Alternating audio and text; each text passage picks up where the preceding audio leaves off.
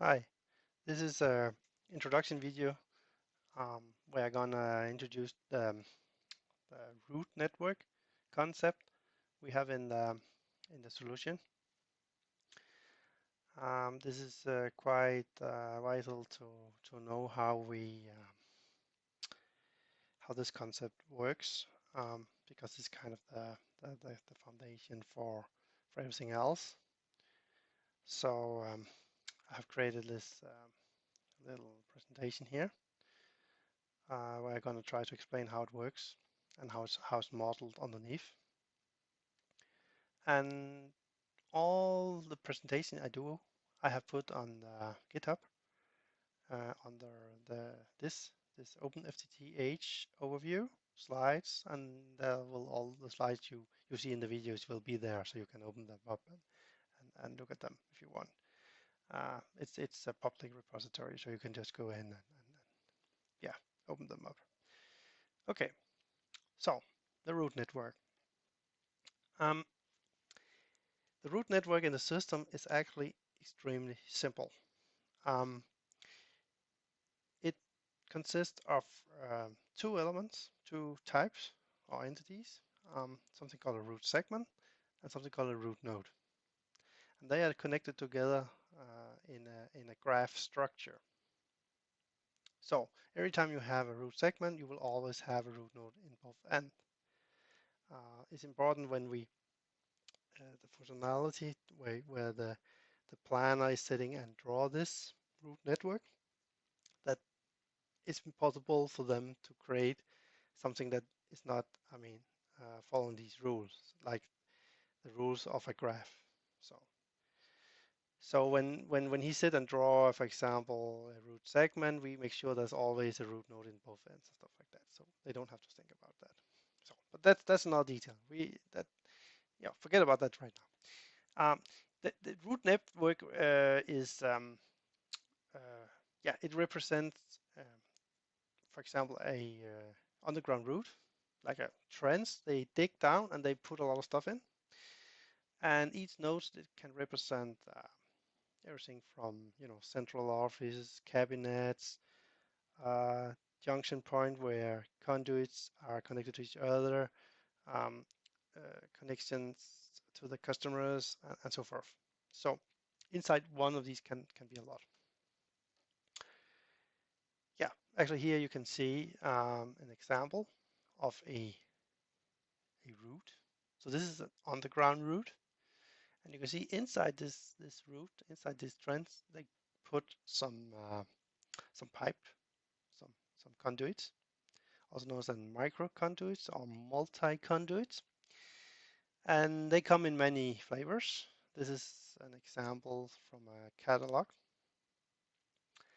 and you can imagine that inside this route, they I mean, depending on what capacity they need, how many houses there are, and who they're going to provide the internet, they need one or more of these.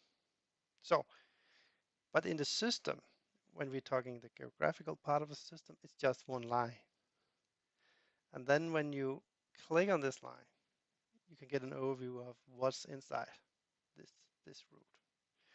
In this case, it's the underground route, but it can also be routes inside, for example, a building or a bridge or whatever. It doesn't need to be on underground. There's different types of routes, but it's still just one object, one line, right? And every time something happens to this route, something, there's a T-junction or whatever, of course there will be a node and then, a route segment again. So hope it makes sense. I think I will try go into the DS and maybe it's easier to explain it. Um, Here you can see a sample network I have created. Um, and if we remove these nodes here and just show the root segment and root nodes, you can see it's just, it's just lines and nodes. So the planner who sit and draw this when he wants to plan a rollout of a new area. For example, let's say he wants to this is a new residential area, they need some fiber, then he will actually go in and connect a network to the existing network. So that's some existing route going here with some something inside. You can actually see here there's one flat line and one multi-duct inside this route. And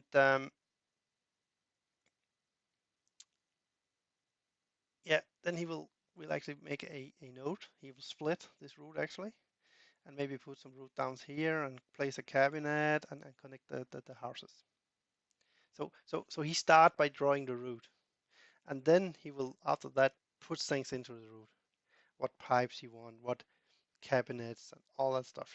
He will add to the route later using some UI functionality. So you can say that the DS functionality, the map drawing functionality, is very simple.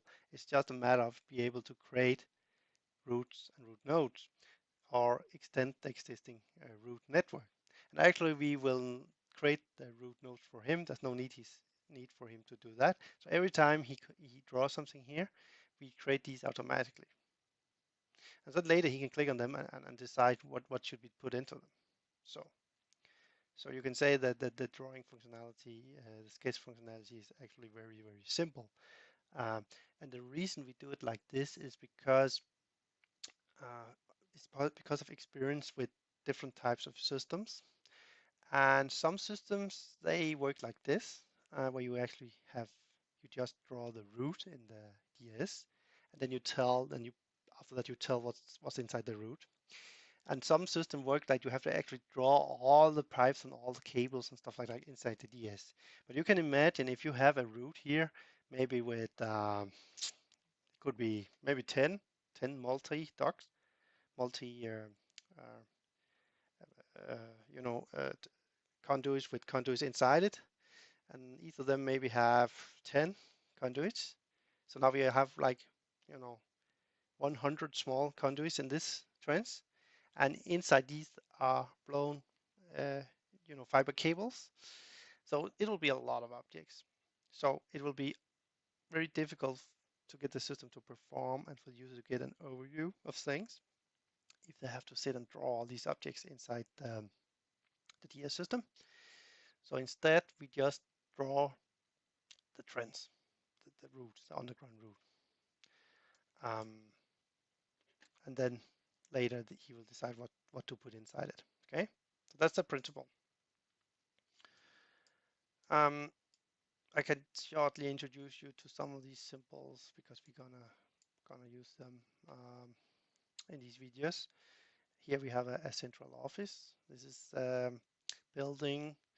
We call it a kiosk building where we have the active equipment. There's routers and switches and stuff like that. And actually, if you go out here, I can see I created two central offices here in this little test network. And they will always create these central offices so they cover the whole city. And then they will make a ring network, also known as the city ring or the backbone network, that connect them together. And actually, they will also have some central office known as a cores that is connected to the internet. I have not created these, but you can imagine they have like kind of the backbone network.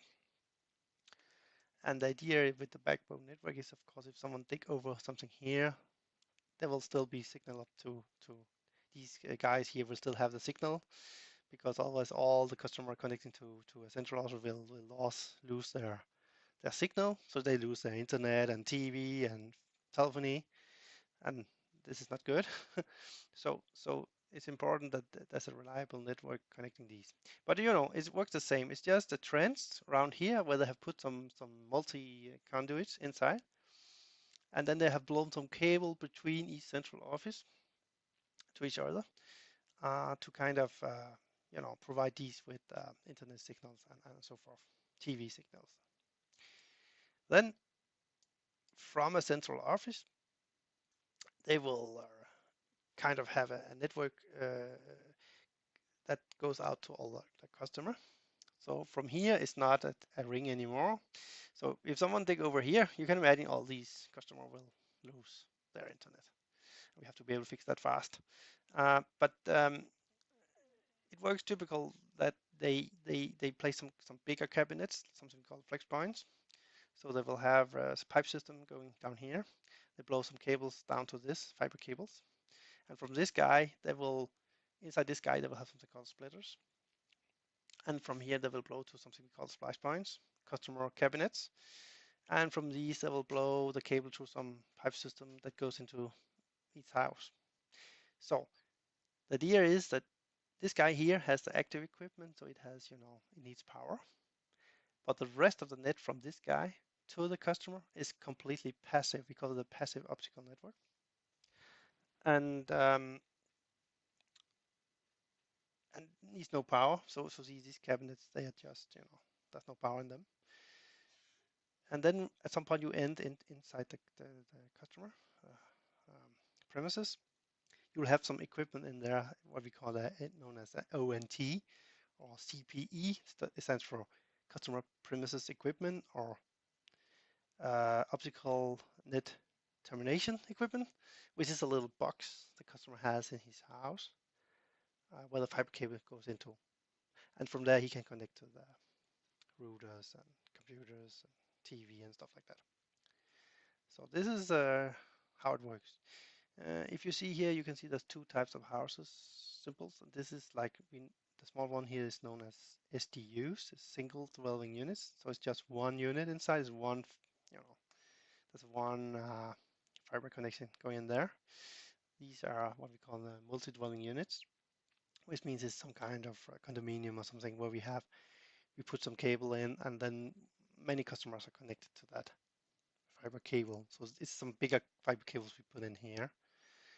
So this is kind of the two basic types of customer points we have. But that's another story. We will go into detail about that stuff later. So, but now you have an idea that the root network and the different types of nodes in the root network. I think also, yeah, I actually have, yeah.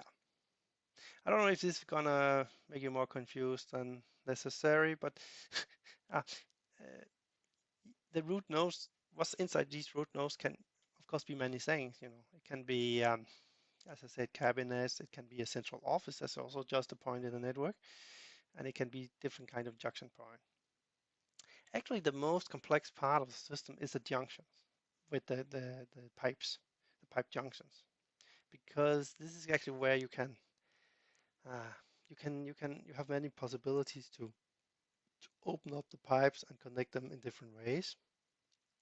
And this is typical where the complexity is in terms of creating some UI that actually make it possible for the user to kind of figure out how things are connected. And also, the UI is used for providing information to the field crew when they have to actually implement this. And this is, of course, very crucial that they have a good documentation so they know exactly what pipe they have to open up. They cut the pipe here, and which inner pipes they're going to connect to with other inner pipes. So this is actually the most complex UI functionality we're going to do is around the pipe system. When we begin to work with actually fiber cables that are connected to each other, for example, inside this cabinet, there's some fiber cables going up here, and they're connected to each other and connected to some splitters inside this guy. This is actually pretty simple compared to the pipe system. The UI to handle this is more simple. So, but we'll get into that. But in this you can see, I mean, what is it in real life? The stuff, the wells, the handholds. Yeah, this is a very dirty one. It's not fun to work with that guy. Here's again is our flex cabinet, as we call it. It has a well and it has a cabinet just next to each other. I will probably create a video about this guy here because this is a very central piece of setup in the whole network that is important to understand. This is the most complex part of the network, basically, because we both have conduits, we have a well, and we have a cabinet, and they're connected in a special way. But from a UI perspective, I mean, it's just a point in a network where you can do some connectivity, right? Yeah, here you can see how they can branch out the pipes and stuff like that.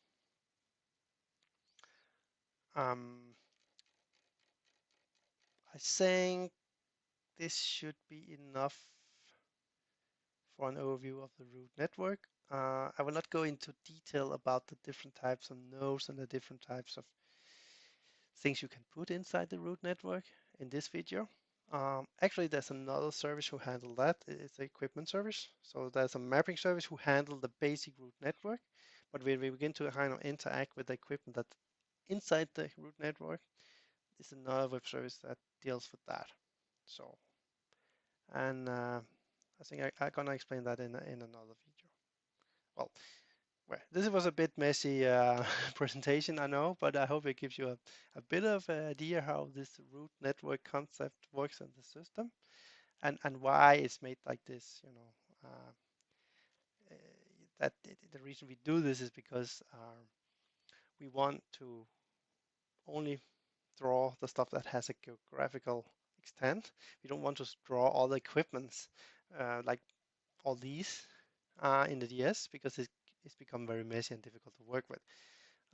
We have experience with systems that, you know, it's really, it takes around 10 times longer to do a project, to do a planning in the system where you have to draw all these things than when you have a trends-based or root-based system where you can just draw the roots and tell what to put inside the root. It's much easier to create an efficient UI to do the planning when you do it like that. So that's why we do it like that. Okay. So yeah, I hope it's useful. So bye bye.